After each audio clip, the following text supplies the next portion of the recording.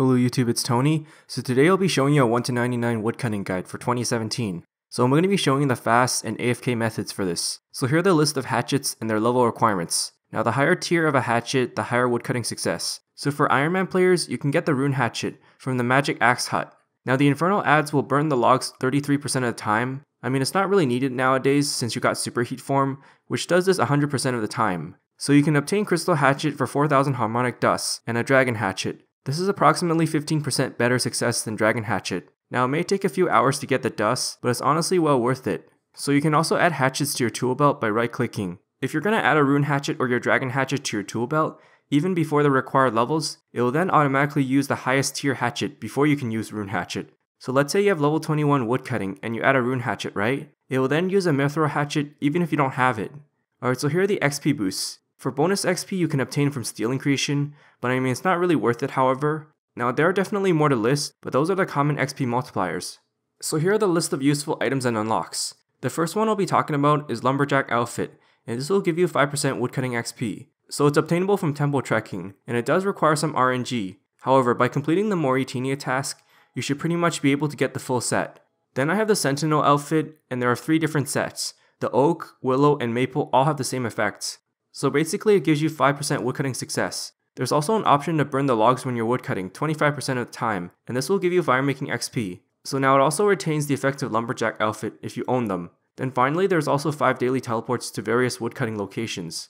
So by combining all 3, you can form the Nature Sentinel outfit, and this will give you 7% woodcutting success. It also offers you 20 daily teleports to various locations, as well as the ability to contact an evil tree location.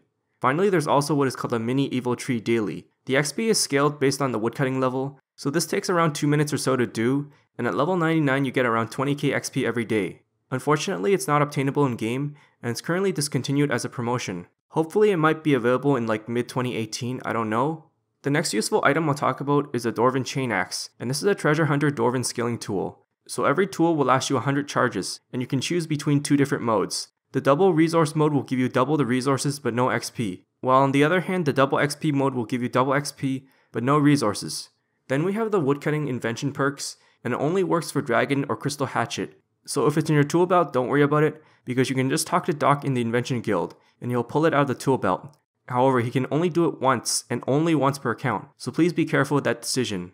So here are the best perks I suggest using. The Hone perk will increase your woodcutting success by 2% every rank. Now the Furnace perk can also be helpful here, as there's a 5% chance per rank to consume the resource, and you get 100% XP for that. The problem is that does not work at Ivy or Crystal Trees, or even Crystallize. So for the Hone 5 combination, you can either use 5 sharp components, or the 5 silent components. For the Furnace 3 perk, you can pretty much get it from 5 Dragonfire components. If you can settle with Furnace 2, then you can just use 5 sharp components or 5 imbued components. After that we have the Sliske's endgame rewards, and the first reward is called the Ring of Whispers. This will give you 3 invisible woodcutting levels. Then the Necklace of Shadows will drain no summoning points over time.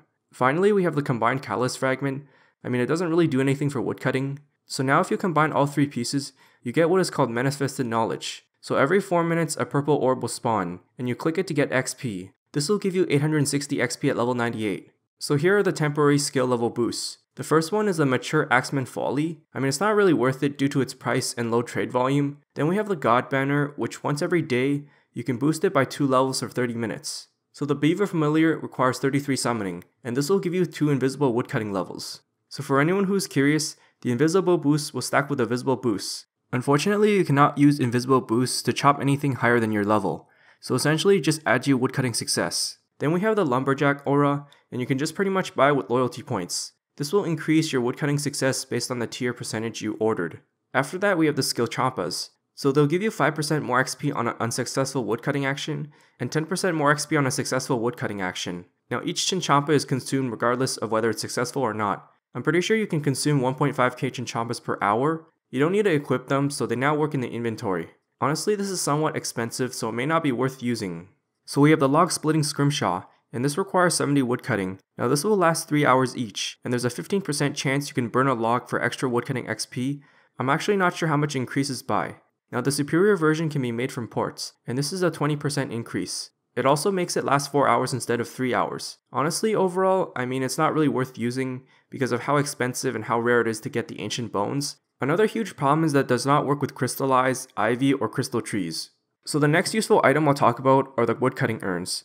Now each one has a crafting level requirement to create them. So yeah, pretty much by cutting the trees, it's just going to fill the urns. So depending on the urn type, it'll cap out a tree at a certain tier. So when it's full, you can now auto teleport the urns. In order to do that, just go to your game settings, then the miscellaneous settings, then the skilling options, and finally auto teleport the skilling urn when it's full. So when it's teleported, it'll grant you XP depending on which tier, and it does not stack with bonus XP. As of an update in August 2017, the empty urns are now stackable, and they do not require the crafting level to teleport. In addition to this, we have the Urn Enhancer, and that is a Nomad quest reward to unlock to make. Basically, it will boost your teleporting urns by 25%, and it costs you 20 divine charges each, so if you have this unlocked, it is pretty cheap and it's well worth having. Then finally, we have the perfect Juju woodcutting potion, and each dose will last 1 hour. So there's a 5% chance of cutting 2 logs at once, and it awards you full XP. If you have Perfect Plus Potion unlocked, then yeah, it retains the effect, but this requires 99 herb lore, as well as the Mailer clan recipe. So it pretty much works everywhere, including crystallized, ivy, and crystal trees, but it does not work in divine locations. So from level 1 to 15, you're going to be doing regular trees. The location's pretty much anywhere. I mean, the closest one you can find is a Varrock Grand Exchange, so you can average around 15k XP per hour. Then from level 15 to 30, we have the oak trees. They're pretty much located anywhere, but I mean the closest one to the bank is the Varrock West Bank, which is south of the GE. The base XP you'll be getting is 20k XP per hour. After that, from level 30 to 35, you're going to be doing willow trees, and this is located in the Draenor village. So you'll be getting around 25k to 30k XP per hour. Now from level 35 to 47, you're going to be doing teak trees. They're located in the Tidewall One-Eye Hardwood Grove, so you can pretty much use your Tidewall One-Eye teleport scroll to get there directly, or the Karamja Lodestone, then run south. Now every time you enter, you must pay 100 trading sticks. So for the teak logs, you can either drop them or use the sign of the porters to bank them. There's also an evil tree buff that banks them, and I'll cover that section later on. The amount of XP per hour you can get is 40k to 50k. So from level 47 onwards, we're going to be doing Acadia trees. So they're located in the Menethos Imperial District, which is west of the Lodestone. So at tier 5, which requires 60k reputation, you can unlock a bank chest west of the Acadia trees. Then at tier 8 reputation, which requires 117k, you can unlock higher success rates for woodcutting them. So there are various levels of when you want to stop cutting these. At level 68, you can stop if you want to AFK Ivy. Then at level 80, you're going to start crystallizing the Acadia trees. Then finally for level 96, you're going to stop for golden bamboo. So here are the XP rates of Acadia trees, depending on level. At level 47, you can expect 60k XP per hour. Then at level 60, you can expect 75k XP per hour. At level 70, you can expect 88k XP per hour. At level 80, 95k XP per hour. And then at level 90, 110k XP per hour. Finally, it tops off at 160k XP per hour. Now this is using woodcutting urns. So let's get into crystallizing the Acadia trees. So from level 80 to 99, you're actually going to start crystallizing them, and this requires a Light Within quest complete. You also must have level 88 magic and be on ancient spellbooks and prayers. So you're going to cast crystallize on a tree, and then chop it. There's also Lightform prayer, and that will boost your crystallized XP. With that being said, you definitely want to bring prayer potions. So it's honestly the fastest overall method to level 99, but I mean it does require some attention, plus it costs money on the runes. So here are the XP rates of crystallizing Acadia trees. At level 80, you can expect around 160k XP per hour. Then at level 90, you can expect around 210k XP per hour. Then finally at level 99, you can expect around 260k XP per hour. I think you can even get more than that. Now I do have a full guide on this, and I'll leave that link in the description.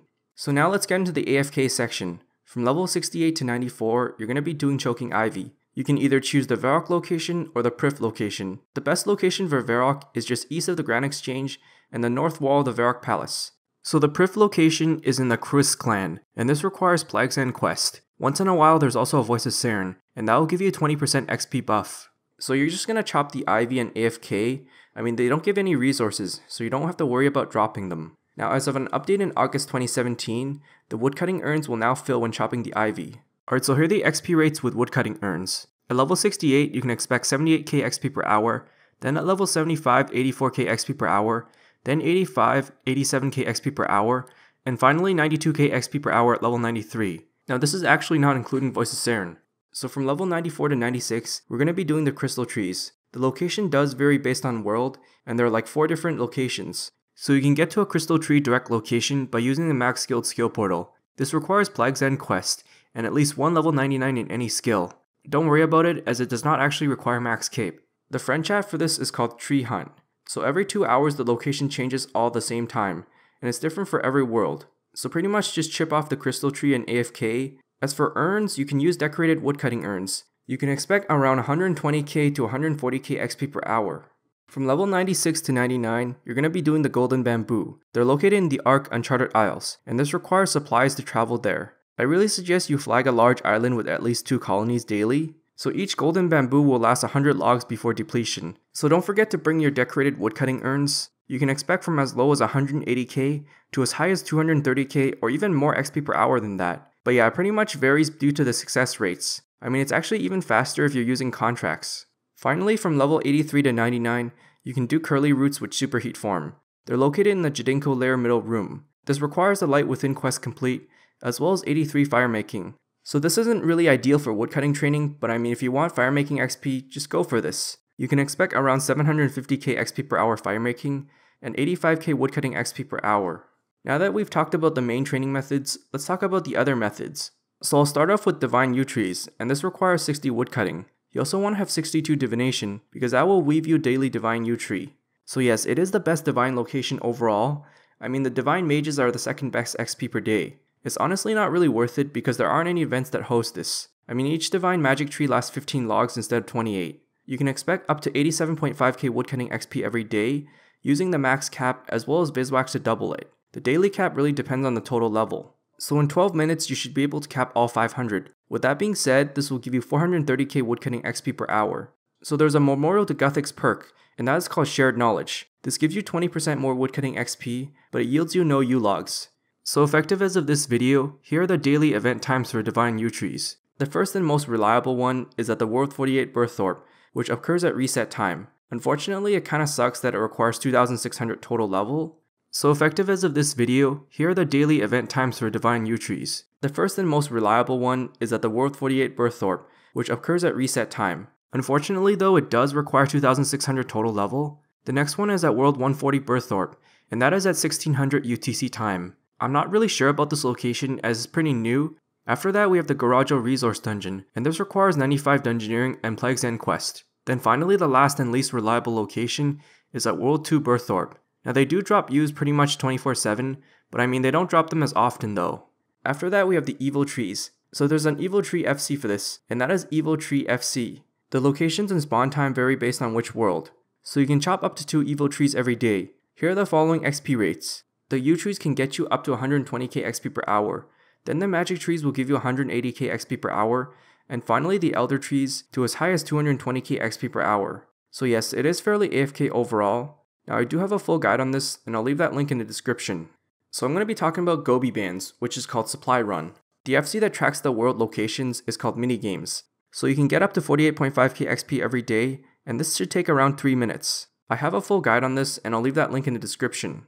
Finally, we have the Woodcutting Brawling Gloves, and this is from the rare drop table as a super rare drop. This will last you 700 charges. I really suggest you use as much XP boost as possible, and that can also include the Dwarven skilling tools. So the most convenient place to use this is at the Golden Bamboo. This will give you around 300k to up to 350k woodcutting XP per hour. Now if you were to use this at Divine Magic Trees in the Deep Wilderness, it's actually faster XP. However, due to lack of convenience, it may not be worth it, but yeah, this is actually less XP per glove than bamboo. So in conclusion, I know this guide was very long, but there are so many different training methods. So honestly just choose which method's right for you, and best of luck training woodcutting. So yeah, thanks for watching and I hope it helps. If I missed anything, feel free to ask.